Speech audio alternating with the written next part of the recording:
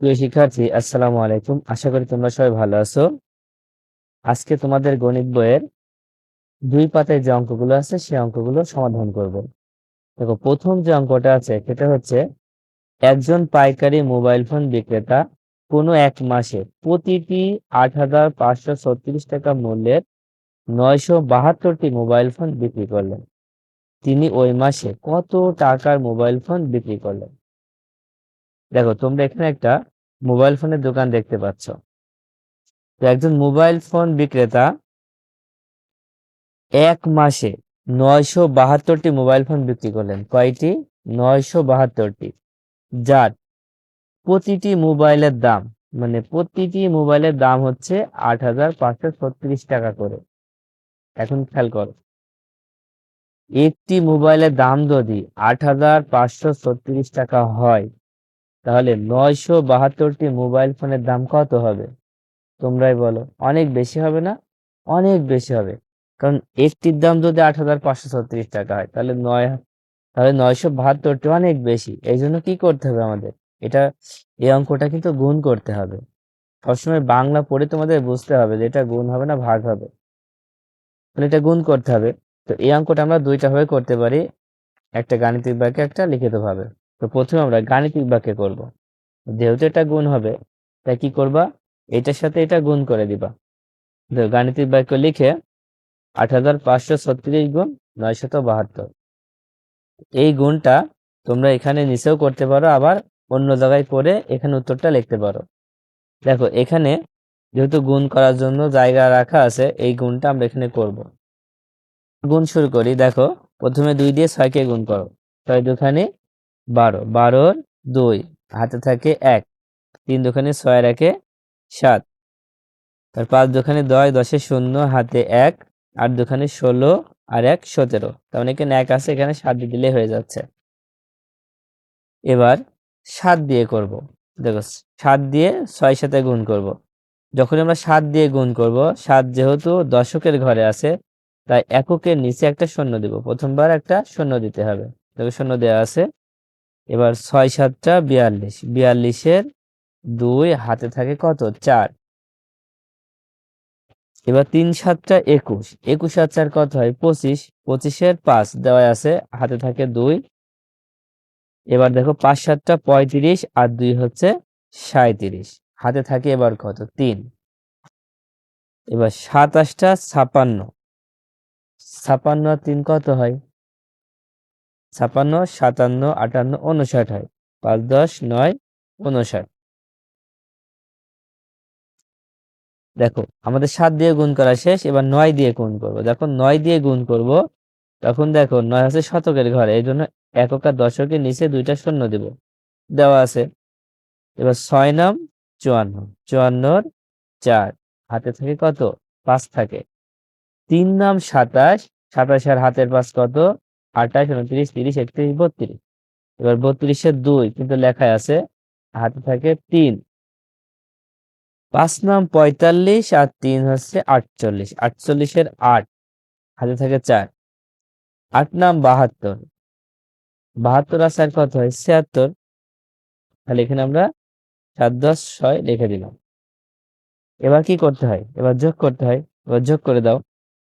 দেখো, যোগ করলে এই লাইনে শুধু 2 হচ্ছে, এখানে 7 আর 2 9, 4 আর 5 9, এখানে 7 7 14, 14 আর 2 হচ্ছে 16, 6 হাতে 1, সেই 1 9 সাথে যোগ করলে 10, 10 আর 8 18, 18 1 19, 19-এর 9 হাতে 1, সেই 1 6 সাথে যোগ করো, যোগ করলে হবে 7, 7 5 12, 12 2 হাতে 1, সেই 1 সাথে সাথে যোগ করলে 8 হয়। তাহলে কত হলো? দেখো, একক দশক শতক হাজার অযুত লক্ষ নিযুত, তার মানে 82,96,992। তাহলে আমরা লিখবো যে তিনি মোট 82,96,992 টাকার মোবাইল ফোন বিক্রি করলেন। দেখো, এক মাসে তিনি কত টাকার মোবাইল ফোন বিক্রি করে ফেললেন, তাই না? তাহলে গাণিতিক বাক্য তো আমরা শিখলাম, এবার আমরা এটাকে লিখিতভাবে করব। তো দেখো এটা লিখিতভাবে করার জন্য আমরা প্রথমে যে কথাটা লিখবো সেটা হচ্ছে, যেহেতু প্রতিটি মোবাইলের দাম এত, তাই লিখবো একটি মোবাইল ফোনের মূল্য অথবা দাম। আচ্ছা, আমরা দামই লিখলাম। মোবাইলের দাম ৮,৫৩৬ টাকা। তাহলে কয়টি মোবাইল ফোন? দেখো ৯৭২টি। অতএব ৯৭২টি মোবাইল ফোনের দাম কি করতে হবে? ৮,৫৩৬-এর সাথে ৯৭২ গুণ করে দিতে হবে। গুণ করলে কত হবে? দেখো আমরা একটু আগেই গুণ করে ফেললাম, সেই গুণটা এখানে লিখে দিলেই হয়ে যাচ্ছে ৮২,৯৯,৯92 টাকা। এবার ২ নম্বর অঙ্কটা দেখো। ২ নম্বরে আছে উপরের প্রক্রিয়া অনুসরণ করে, দেখো এখানে ৪,৭৬৫কে ২,৩৫৪ দিয়ে উপরে নিচে গুণ করি। দেখো এখানে কিন্তু গুণটা করে দেওয়াই আছে। তোমরা জাস্ট এই গুণটা দেখে দেখে করে ফেলবা। কিন্তু এখানে একটা বিষয় দেখো, এখানেও 4টা সংখ্যা, এখানেও 4টা সংখ্যা। এই ক্ষেত্রে তোমরা গুণটা কিভাবে করবা সেটা কিন্তু এখানে দেওয়া আছে। দেখো এখানে গুণটা করাই আছে, জাস্ট আমি তোমাদের শুধু একটু বলছি যে প্রথমে 4 দিয়ে আমরা গুণ করব এই 4,765-কে। গুণ করলে কত হয়? দেখো এত হয়। তারপরে গুণ করা শেষ হলে আবার 5 দিয়ে যখন করব, দেখো 5 দিয়ে করার ক্ষেত্রে 5 দিয়ে যখন গুণ করব তখন দেখো 5 দশকের ঘরে আছে, তাই দশকের সংখ্যা দিয়ে গুণ করলে এককের নিচে একটা শূন্য দিতে হয়। এককের নিচে একটা শূন্য দিতে হয়, তাই এখানে শূন্যটা দিয়ে নিলাম। নেওয়ার পর 5 দিয়ে গুণ করলে দেখো এত হবে। গুণ তো তোমরা পারো, তোমরা করে দেখো, এত হবে।